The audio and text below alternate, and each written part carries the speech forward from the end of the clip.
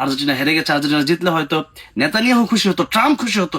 Trump খুশি হয় নাই, নেতানিয়াহু খুশি হয় নাই, ইসরায়েল খুশি হয় নাই। সেই জন্য আমি বলেছি যে যেহেতু ফিলিস্তিন খুশি হচ্ছে, এটা মুসলমানদের বিজয়। আসসালামু আলাইকুম রহমতুল্লাহ। স্পেনদের বিজয়, এটা মুসলিমদের বিজয়। এটা আমি সকালে একটি স্ট্যাটাস দিয়েছিলাম, সেটি ভাইরাল হয়েছে এবং আপনারা এটা নিয়ে অনেক লেখালেখি করেছেন, অনেক বাজে মন্তব্য করেছেন। এখন এটা নিয়ে একটু বিস্তারিত বলতে চাই, আশা করি 2-2.5 মিনিটের ভিতরে শেষ করে দেবেন ইনশাল্লাহ। প্রথম কথা হচ্ছে যে স্পেনের বাকি কে কি কোন খেলোয়াড় মুসলমান কিনা জানি না, বাকি লামিন ইয়ামালকে আমি চিনি।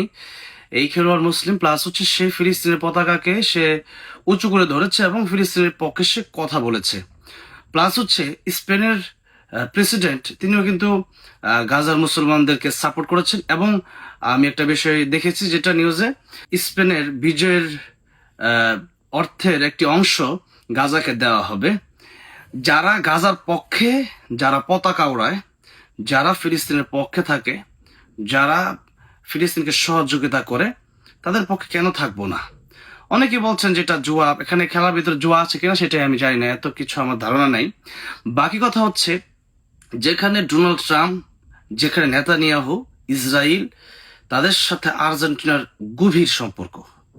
আমি একটু বলে রাখি, আর্জেন্টিনার লোকেরা একটু কষ্ট পেতে পারেন, আমি আফওয়ান দুঃখিত, আমি ক্ষমা চেয়ে নিচ্ছি এই জন্য যে আমি নিজেই একজন আর্জেন্টিনার সাপোর্টার ছিলাম এক সময়। বাট আর্জেন্টিনা, ব্রাজিল, আমি কোনটারই সাপোর্টার নয়। কিন্তু কথা হচ্ছে যে স্পেন জেতার পরে, এই সংবাদ আসার পর এই স্ট্যাটাস কেন দিলাম এবং মুসলমানদের বিজয় কেন বললাম? কারণ হচ্ছে স্পেন গাজাকে সাপোর্ট করেছে, ফিলিস্তিনকে সাপোর্ট করেছে, অন্যদিকে আর্জেন্টিনা ইসরায়েলকে সাপোর্ট করেছে। এবং মিশরের সাথে যখন আর্জেন্টিনার খেলা হয়েছিল, তখন এই আর্জেন্টিনার ফ্যানরা কিন্তু ইসরায়েলের পতাকাকে উঁচুই ধরেছিল এবং এটা কিন্তু আমাদেরকে খুব কষ্ট দিয়েছে। যেটাই সাপোর্ট করে না কারণ ব্রাজিল কিংবা আর্জেন্টিনা, সেটা ভিন্ন কথা।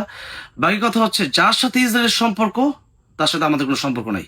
আর যার সাথে গাজার সম্পর্ক একটু হলেও আছে, মানে সহযোগিতা করুক, সাপোর্ট করুক, তার জন্য দোয়া করুক, সেই ব্যক্তিকে আমি পছন্দ করব।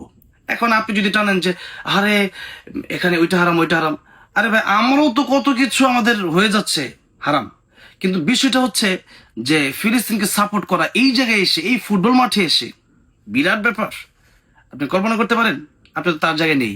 সুতরাং লামিন আমার মুসলিম, আবার হচ্ছে যে স্পেন প্রেসিডেন্ট সহ আজকে স্পেনের লোকেরাও কিন্তু ফ্রি ফ্রি প্যালেস্টাইন বলে কিন্তু তারা ঘোষণা দিয়েছে, তারা মিছিল করেছে। এটা কিন্তু বিরাট ব্যাপার। তো এই যে ফিলিস্তিনের পক্ষ নেওয়া, গাজার পক্ষ নেওয়া, মুসলিমদের পক্ষ নেওয়া, এই জন্যই কিন্তু আমি বলেছি যে এটা মুসলিমদের একটি বিজয় এবং গাজাবাসী কিন্তু আজকে খুশি হয়েছে। এই বিষয়টাকে আপনারা টেনে টুনে আপনারা বলছেন যে খেলা হারাম, এই খেলা আবার মুসলমানদের বিজয় হয় কিভাবে?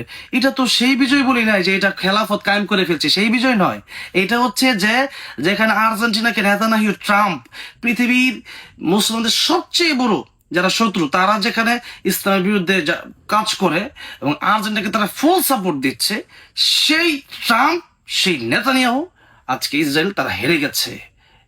তাই আমি বলেছি যে যেহেতু স্পেন মুসলিমদেরকে সাপোর্ট করেছে, প্লাস হচ্ছে সেখানে একজন মুসলিম হলেও সেখানে খেলোয়াড় ছিলেন, প্লাস হচ্ছে যে সেই দেশের প্রেসিডেন্ট ফিলিস্তিনকে সাপোর্ট করেছে এবং সেখানের অর্থগুলো আজকে মুসলিমরা হয়তো পাবে বা সামনে পাবে।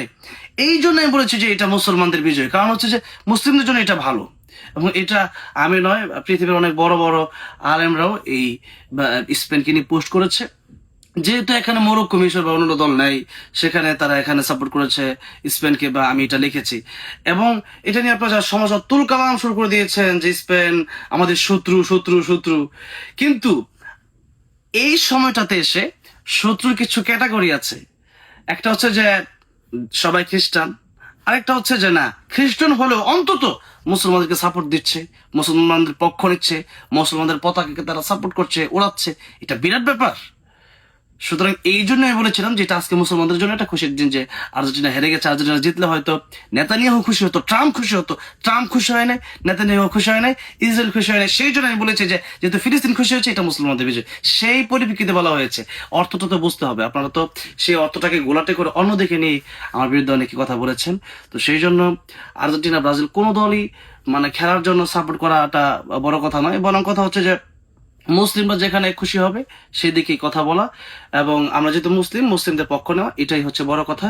এবং যেহেতু স্পেনের লোকেরা ফিলিস্তিনের পতাকা উঁচু করেছে, ফিলিস্তিনের সাপোর্ট দিচ্ছে, অর্থ দিচ্ছে, সব মিলে এই কথাটা আমি বলেছিলাম যে আজকে এটা মুসলমানদের বিজয়, আলহামদুলিল্লাহ, এই জন্যই বলেছিলাম, অন্য কোনো কারণে নয়। সুতরাং যদি ভুল কোনো তথ্য বা ভুল কোনো লেখা আপনারা দেন, এটা আপনাদের ব্যক্তিগত ব্যাপার, বা এই কথা হচ্ছে আমার যেগুলো বলা ছিল আমি বলে দিলাম। সুতরাং মুসলমানদের পক্ষ যারা নিবে তাদের পক্ষে আমরা আছি ইনশাল্লাহ। আসসালামু আলাইকুম।